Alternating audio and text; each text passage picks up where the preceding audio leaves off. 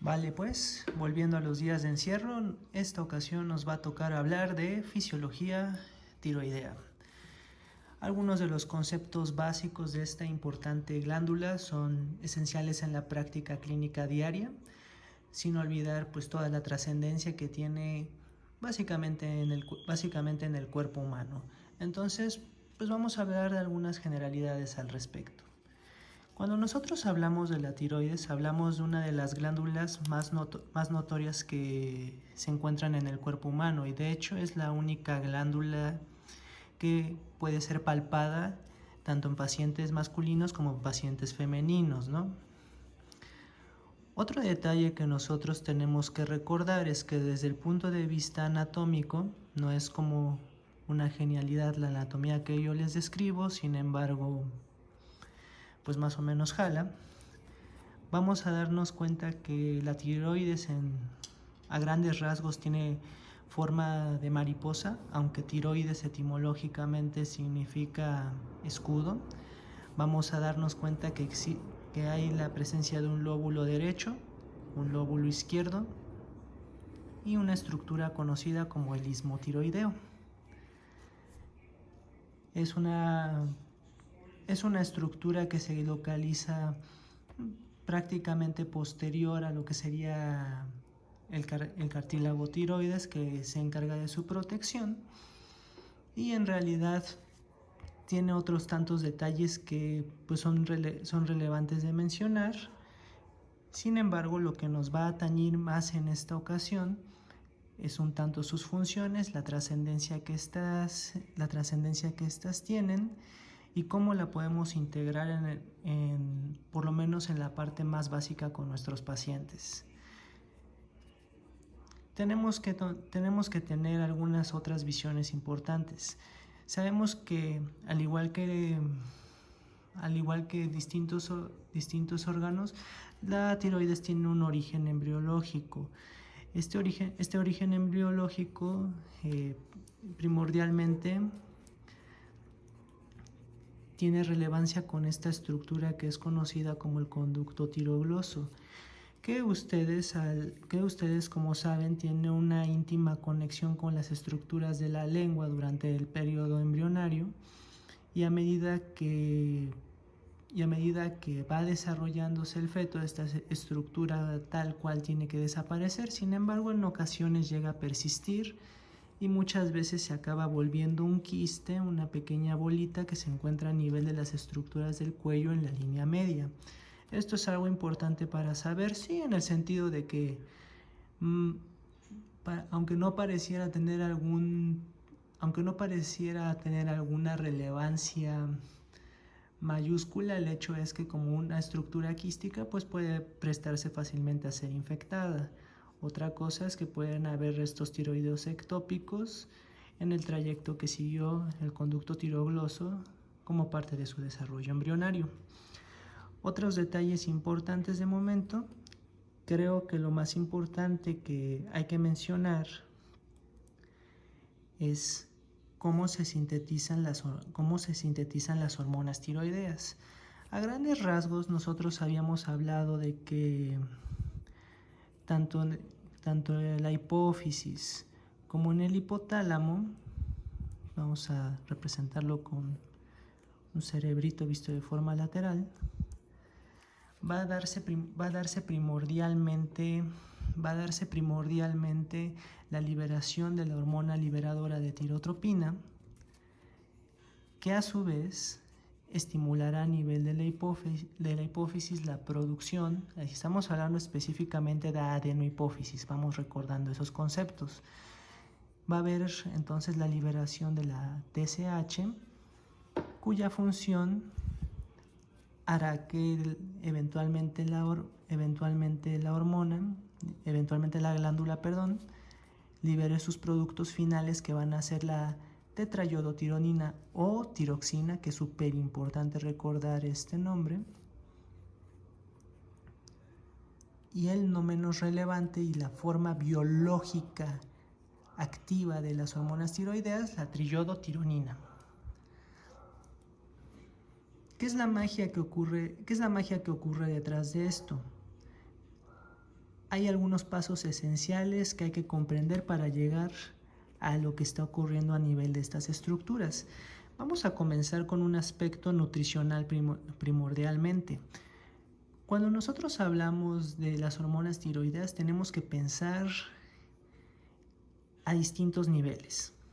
Para colocarnos en la realidad histológica de las hormonas tiroideas, vamos a ubicarnos a nivel de lo que conocemos como el folículo tiroideo, que es básicamente la estructura anatomofuncional de la tiroides. Si lo quieren ver como equivalente al glomérulo con el riñón, a la sarcómera con el músculo, pues perfecto.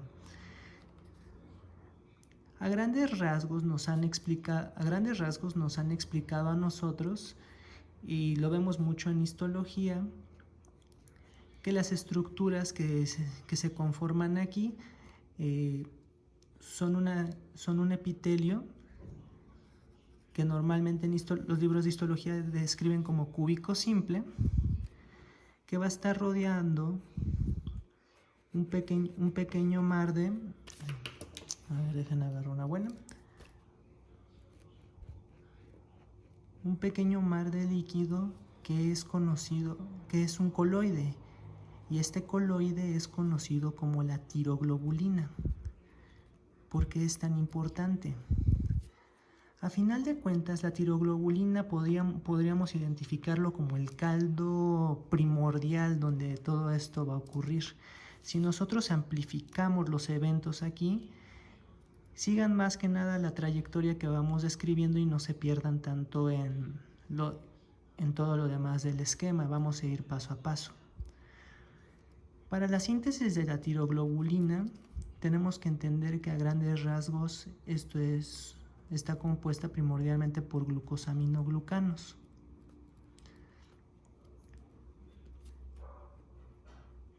Que incluso tienen un nombre antiguo que se llama mucopolisacáridos, que tiene que ver que puede relacionarse con un grupo de enfermedades genéticas que pues, son bastante interesantes, pero pues no van tanto para este lado.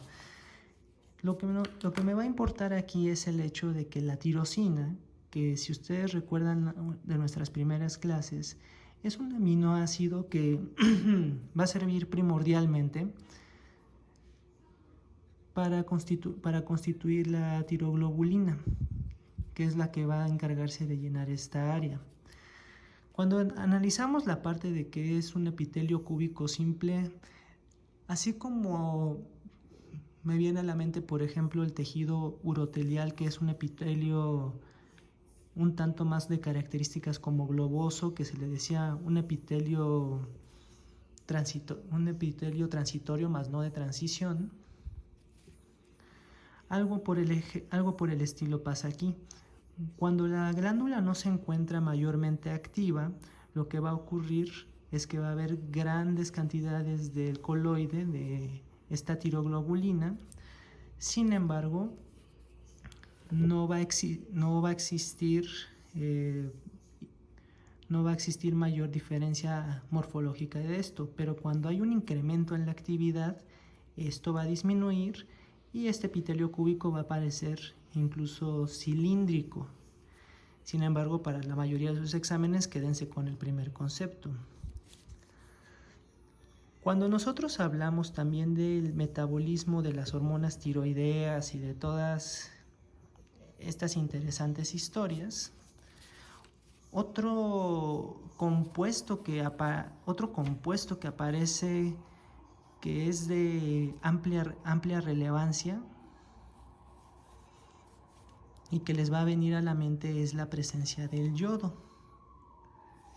Y no es un bebé diciendo, no es un bebé que le preguntan que si quiere estudiar o no, porque les va a decir yodo.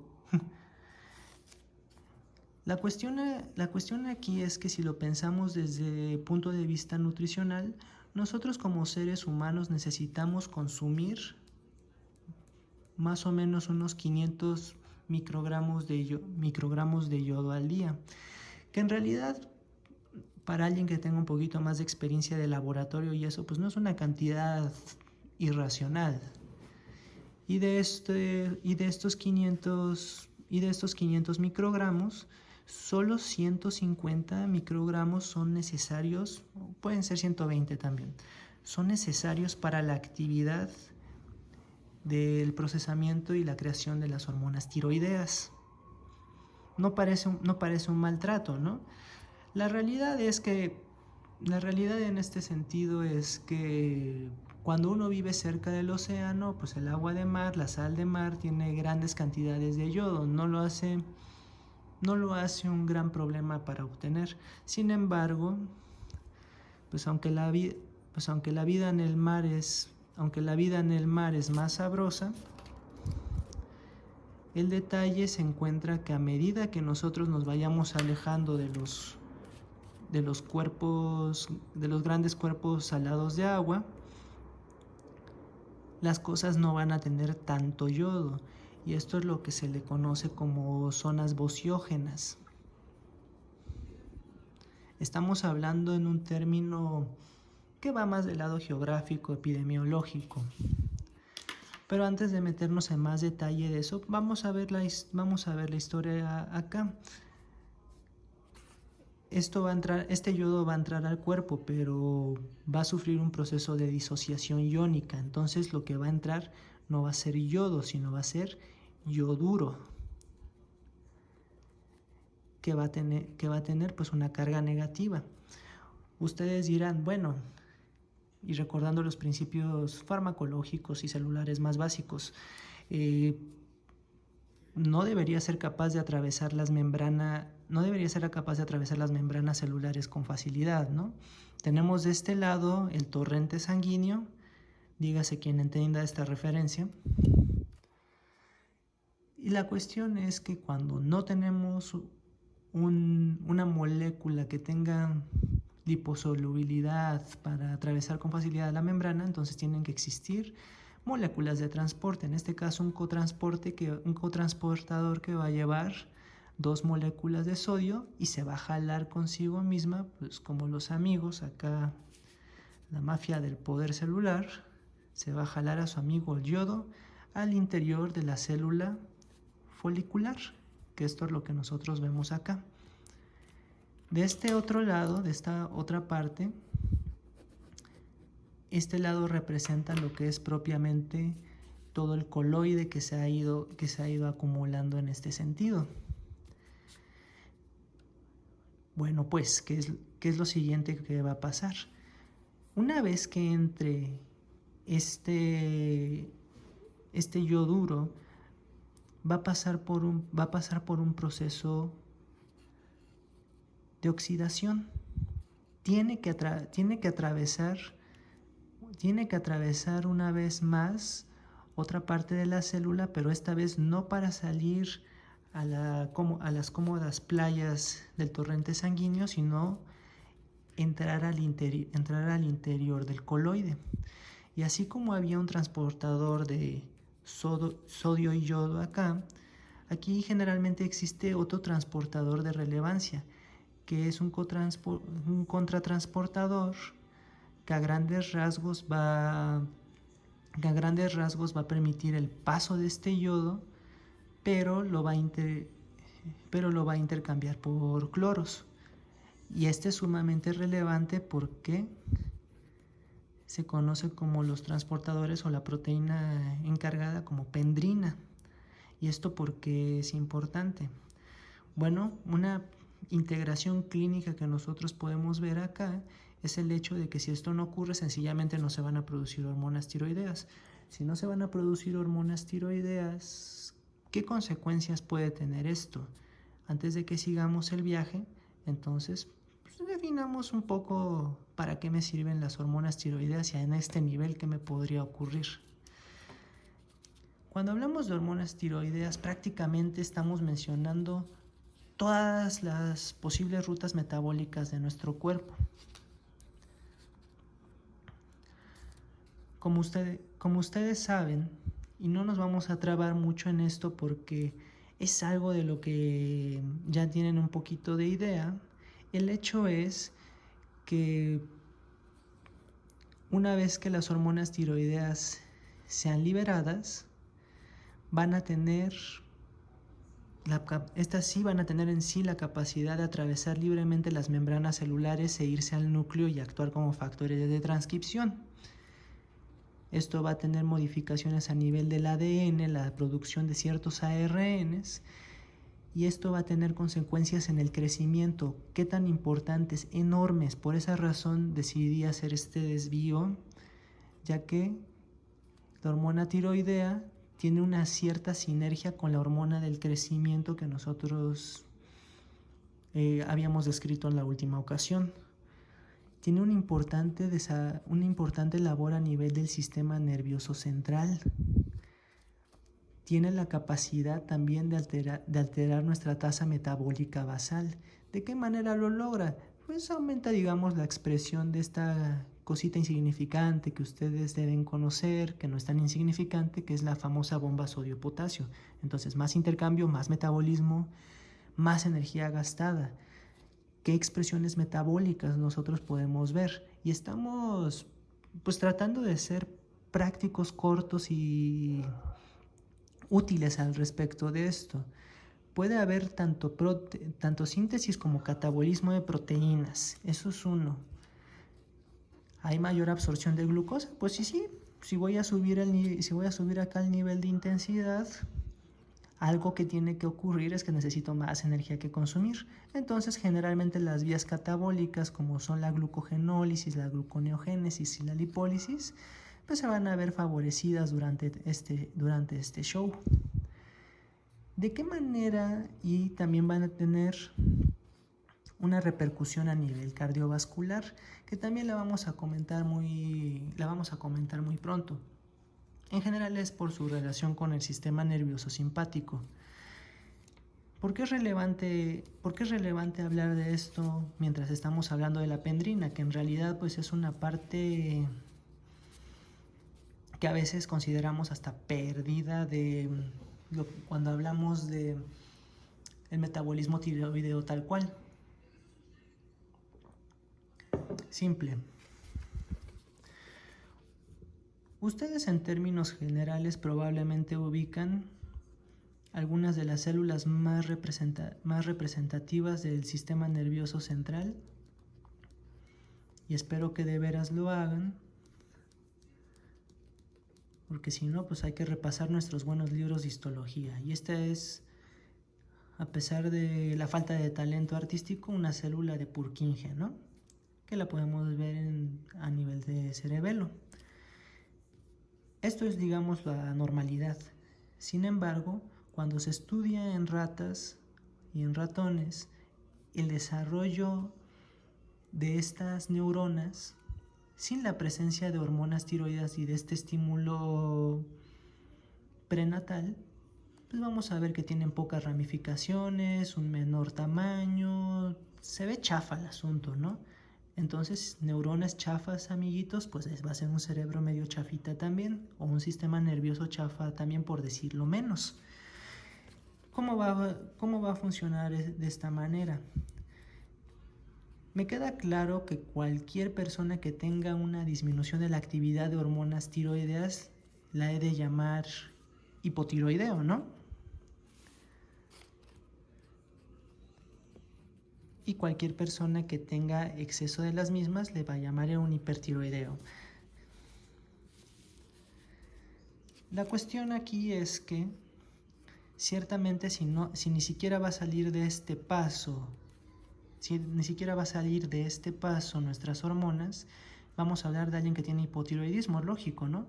Sin embargo, va a tener un defecto a nivel del sistema nervioso, va a ser un hipotiroideo con sordera. ¿Por qué es sordo? Bueno, pues si ustedes lo recuerdan, el oído es más que solamente una parte conductiva, sino también es una parte nerviosa. Es una sordera neurosensorial acompañada de hipotiroidismo.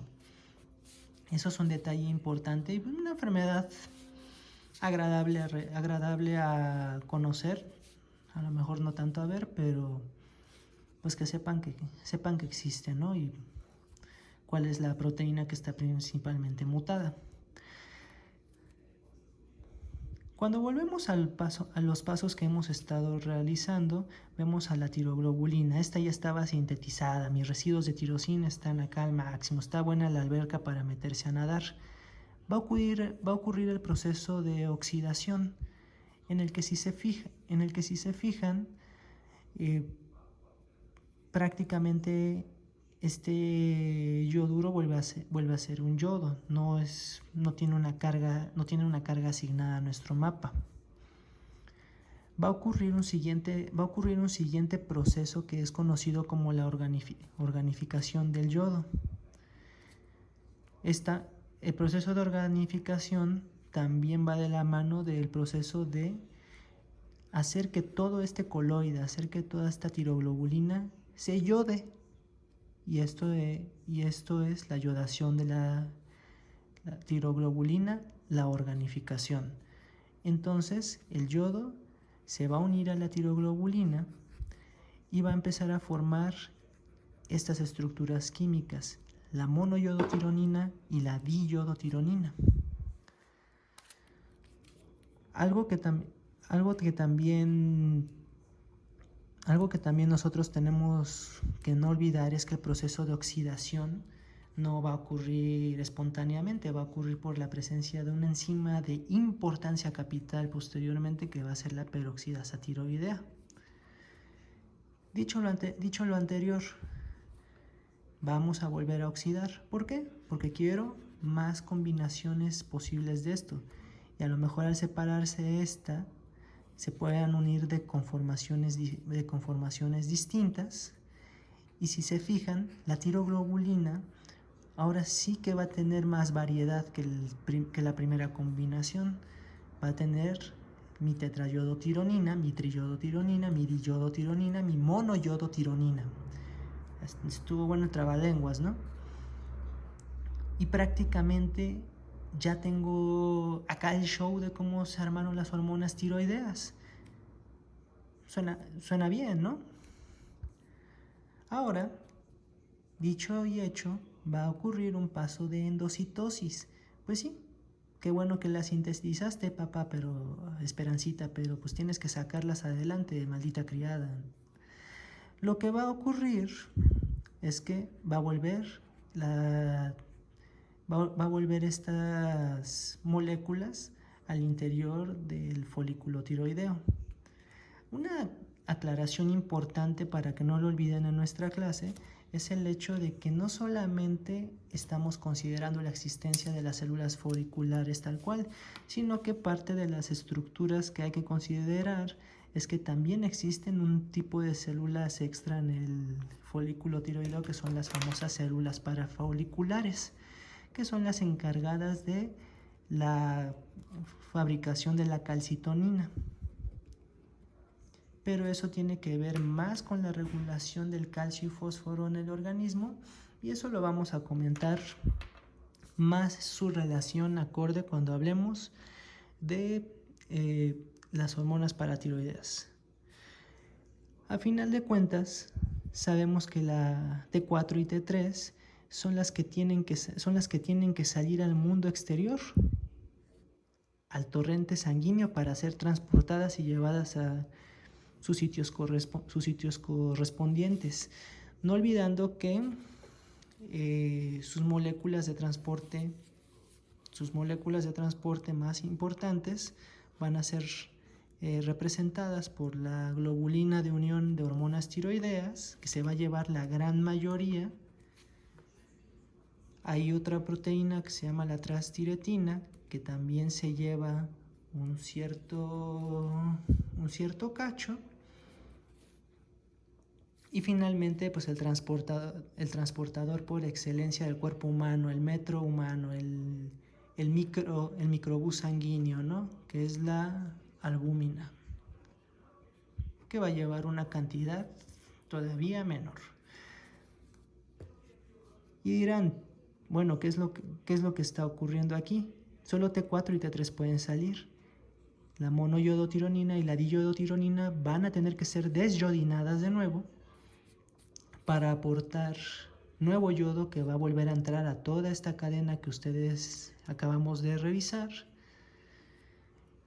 y este ciclo se va a repetir. Fíjense qué eficiencia. A grandes rasgos, de estos 150 microgramos que está utilizando tu glándula tiroidea, pues 2/3 los va a secretar, va a quedar como un producto de desecho eventualmente, pero 1/3 siempre trata de reciclarlo cada ciclo. Eso es como lo más importante que nosotros tenemos que entender. Y si tenemos el agarre adecuado de cómo es la síntesis de hormonas tiroideas, no van a enfrentar mayores ni muchos problemas a la hora de enfrentar sus exámenes. Muy bien. Vamos a ver qué sería lo siguiente que tiene. Vamos a ver qué sería lo siguiente que tiene relevancia. Algo muy, muy, muy importante que olvidamos mencionar la primera vez, porque pues acá faltan chavos que me hagan preguntas atrevidas y pues no me puedo acordar de todo en el momento, es el hecho de que las enfermedades endocrinológicas, especialmente las que son manejadas por ejes, pueden ser clasificadas como primarias cuando es la glándula la que se encuentra afectada, la glándula blanco; secundarias cuando la afección es a nivel hipofisaria, que es algo que ocurre; y el último caso, una cosa que sí es rara, pero llega a pasar, no demasiado acá, pero son las enfermedades de origen terciario. Acá tercermundistas como nosotros, ¿no? ¿Cómo lo vamos a nosotros identificar? Volvemos a la misma lógica de que cómo funciona un circuito de retroalimentación. Algo falta, produzco más. Algo me sobra, ya bájale de esto, ¿no? A final de cuentas, sabemos que los dos espectros de la enfermedad, y ahorita hacemos alguna mención al respecto de cada uno de ellos, que pues también es de lo más importante que uno puede ver en la clínica de sus pacientes, es la deficiencia o el exceso de la hormona. Y si se fijan, aquí están los casos esenciales de enfermedad endocrina, que es el hipotiroidismo y el hipertiroidismo. Vamos a ver qué pasa. Y pues baja actividad, ¿no? Y si el problema es que mi problema es un hipotiroidismo primario, mi T4 se encontrará baja, ¿no? Es hipo. Pequeño detalle importante, ¿por qué no estoy incluyendo T3? Cuando ustedes se den cuenta, T3 es la forma activa y en realidad el resto del organismo y varios otros órganos tienen desiodinasas periféricas para darle su forma activa y conformacional. Sin embargo, si quieren un reflejo más fiel de la actividad que tiene la hormona, van a tener que apoyarse en T4, porque T4 solamente la produce la tiroides. T3 la cantidad que ustedes vayan a apreciar de T3 pudo venir de la desiodinación periférica de cualquier otro órgano. Si sabemos que no hay un problema en nuestra hipófisis, en nuestro hipotálamo, pues la reacción compensatoria sería ver un aumento de la TSH y probablemente un aumento de la TRH. Cuando nosotros estudiemos la enfermedad tiroidea como clínicos, la hormona de más valor para nosotros a estudiar primero es la TSH, nos va a dar la pista de todo. Si vamos a utilizar la misma lógica. Secundario, está afectada la hipófisis, ¿debería producir hormonas tiroideas? Pues no llegó la señal al final. ¿Sirve la hipófisis? No, pues no tengo TSH. La TRH debería estar elevada. Misma lógica una vez más. Terciario, no sirve el hipotálamo, ¿no? Es raro, pero TRH bajo. Y TSH pues ni lo va a producir. Se dan cuenta de cómo se va estructurando entonces la idea. En el hipertiroidismo primario vamos a tener un incremento, ¿sí? ¿Era necesario? ¿Era pedido? ¿Era el héroe que necesitábamos? No acorde con la TSH, no acorde con la TRH. Y si se fijan, cuando hay un incremento secundario de la producción de hormona tiroidea, y ahorita vamos a ver algunos ejemplos, sigue exactamente la misma lógica que ustedes habían de mencionar. Antes de hablar de enfermedades, antes de hablar de un poquito de la aplicación clínica, lo podemos combinar con un último estudio. Tiroides es un campo amplio y es una causa importante de morbilidad y algo que todos tenemos que tener muy presente de cómo va a funcionar. Otro detalle que nosotros podemos hacer es si le jugamos a la administración de yodo, pero que este yodo tenga propiedades radioactivas. ¿Por qué? Para que pueda marcar, para que pueda ser identificado. Entonces, ¿qué es lo que va a ocurrir? Tenemos que hablar, por ejemplo, la enfermedad de Graves, que es el hipertiroidismo autoinmune por excelencia. ¿Por qué? Porque hay un anticuerpo que reconoce específicamente a TSH. Estás produciendo anticuerpos específicamente contra esto. Es el estudio de laboratorio más importante a tener. ¿Y pues qué debería ocurrir con esto? Pues debería tratar de aumentarlos a nivel de compensación. Eso es una posibilidad pues muy importante que tienen que tener en cuenta. Otro detalle importante, ahorita lo vamos a encontrar. Como hay anticuerpos anti-TSH, entonces no van a encontrarse disminuidos los niveles de TSH. Pero tenemos otras posibilidades. La inflamación de la glándula tiroides puede darme cuadros que son conocidos como tiroiditis. Una tiroiditis subaguda normalmente es un proceso infeccioso. En este periodo infeccioso, algo que definitivamente puede ocurrir es que va a haber una disminución de TSH.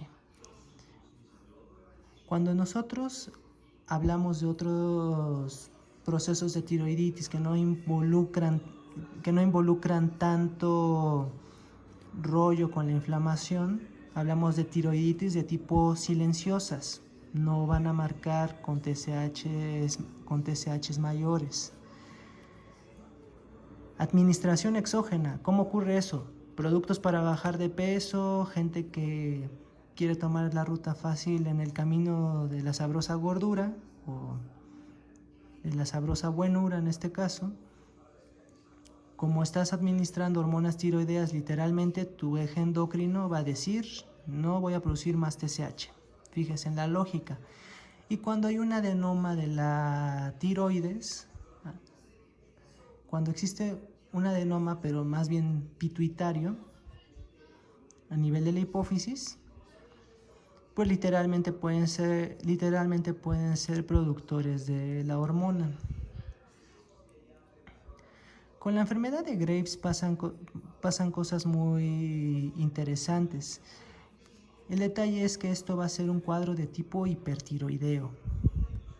Esto quiere decir que si tu TSH no está favoreciendo que haya una cantidad excesiva de hormonas tiroideas, quiere decir que estás captando más yodo del que normalmente deberías para aumentar esta producción. Espero que esta parte esté quedando más o menos clara.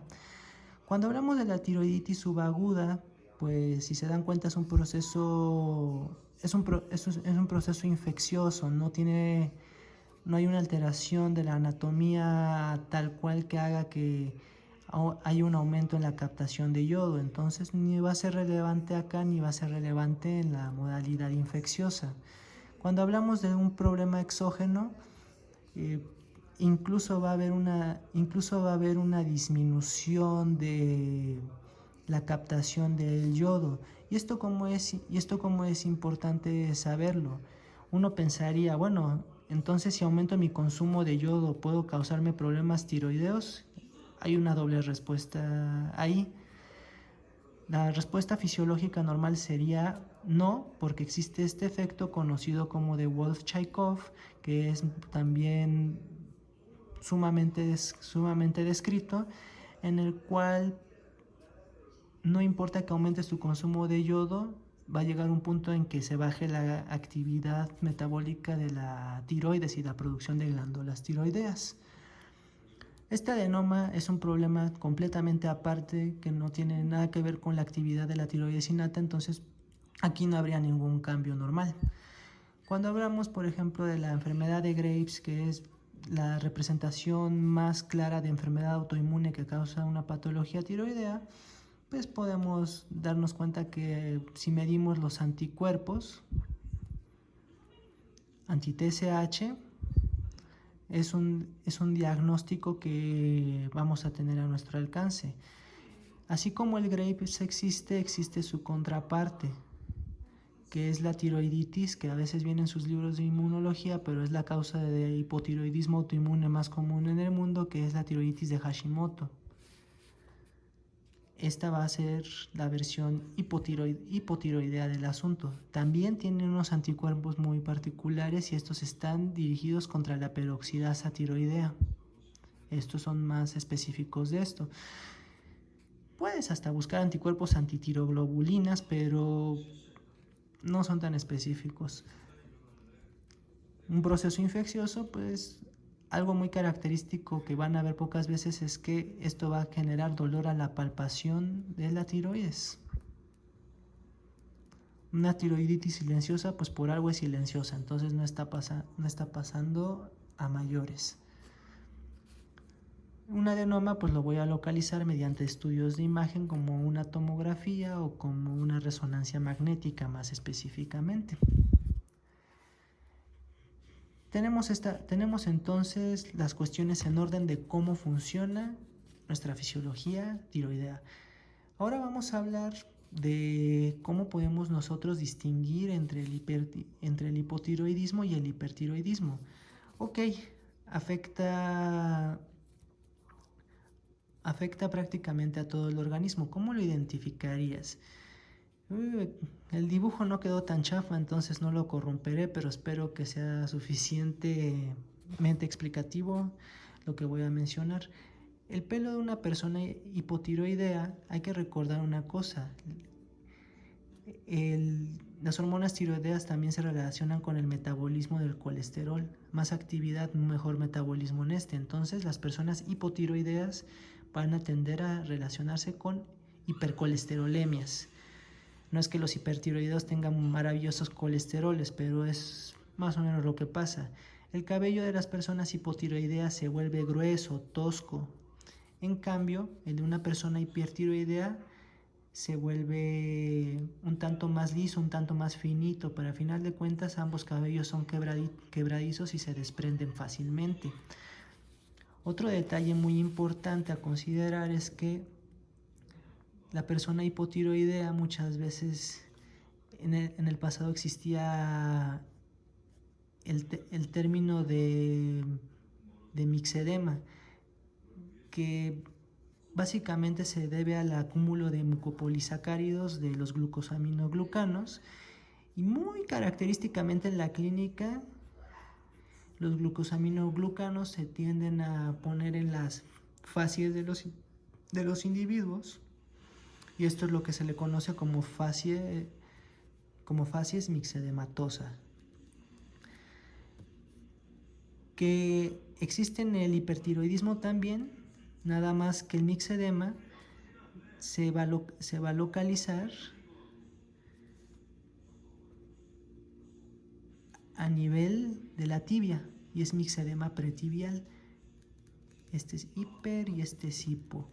No son datos altamente específicos, pero pues es cosa de la literatura clásica que pues es bueno saberlo, ¿no? Otros detalles importantes a considerar. Hipertiroidismo, hay un aumento del metabolismo, va a tender a diarreas. Hipotiroidismo, pues es un Majin Buu, entonces va a tender este cuate a taparse, va a estar constipado. Va a tener el hipertiroideo un aumento de la frecuencia cardíaca, el hipotiroideo una disminución. ¿Por qué? Porque las hormonas tiroideas también tienen la capacidad de aumentar los receptores de tipo beta que se encuentran, los receptores adrenérgicos en términos generales. Entonces va a ser más fácil que la actividad simpática, o sea, la de supervivencia, tenga efecto en el hipertiroideo. Pero tanto hipotiroideo como hipertiroideo son individuos que van a encontrarse cansados. Uno quizás está quemando demasiada energía y el otro sencillamente pues no la acumula. Entonces ninguno de esos dos estados es deseable a grandes rasgos. Bueno, a ningún rasgo en realidad. Algo súper importante, en términos generales, el crecimiento. Durante el embarazo, las madres en general no son capaces de transmitir sus hormonas tiroideas al producto, porque estas no pasan la barrera hematofetal. Entonces el trabajo depende básicamente de vos y de que tu madre sí coma yodo. La otra cuestión importante que hay que mencionar aquí es que puedes tener problemas para la síntesis de hormonas tiroideas, y esto se va a traducir en un cuadro que es conocido como el hipotiroidismo congénito.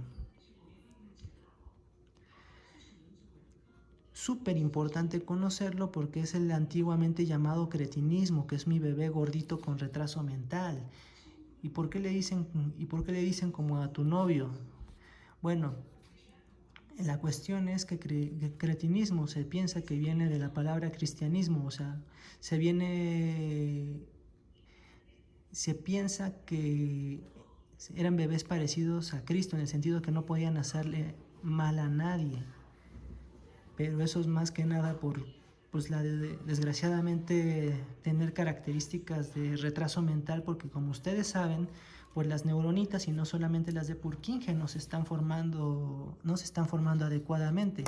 Afortunadamente el tamiz metabólico es una práctica más o menos bien extendida, incluso en nuestro país, porque el hipotiroidismo congénito es la primera causa de retraso mental prevenible. Eso es uno de los detalles más importantes a realizar. E incluso cuando hay un exceso en la actividad de las hormonas tiroideas, puede ocurrir lo que se conoce como una tormenta tiroidea. Todas las peores manifestaciones de las hormonas tiroideas cuando están activadas en exceso. ¿Cómo voy a manejar yo eso? Bueno, hay dos expectativas mayores. Debo evitar todos los síntomas de origen simpático, que es la parte peligrosa, ¿no? Que el corazón me dé una arritmia, que mi presión arterial llegue a niveles ridículos. Entonces, el primer medicamento que se utiliza para eso no es un medicamento contra la hormona tiroidea en sí, sino es el propranolol o un beta bloqueador que va a evitar las peores manifestaciones de la respuesta simpática mientras utilizo medicamentos específicamente contra las hormonas tiroideas, como lo es el buen metimazol, como lo es el propitiludracilo, para el control de esta actividad tiroidea. El metimazol es de primera elección. Cosa mala, te deprime la actividad medular, pero de la médula ósea. Entonces puede pegarle algo a tus defensas. El propitiludracilo le puede pegar a tu hígado. Antes el metimazol no es recomendado durante el embarazo, pero las guías, y antes el propitiludracilo era el más importante para el embarazo. Actualmente solo se recomienda en el primer trimestre del embarazo y después puedes cambiarlo al metimazol. Importante saber que la mujer embarazada y en especial la que tenga problemas de la, problemas de la tiroides, va a requerir modificaciones en su dosis de hormonas tiroideas. Esto es una consideración importante que de todos ustedes como médicos deben tener. No olvidar la relación que tiene con las hormonas del crecimiento, porque esto puede condicionar el enanismo. Nada más de dato adicional, pues recordar que otro nombre que utilizaban el factor similar a la insulina es el de somatomedinas, que pues es algo que se llega a mencionar. Y la cascada que normalmente activa la TSH tiene que ver con toda la vía de la fosfolipasa C. Y esto, chicos, a grandes rasgos, es una breve revisión muy básica de los principios detrás de la fisiología tiroidea. Si te gustó, pues, comparte con el pópulo, dale like, campanita, lo que sea. Y quédate en tu casa. Nos vemos a la próxima.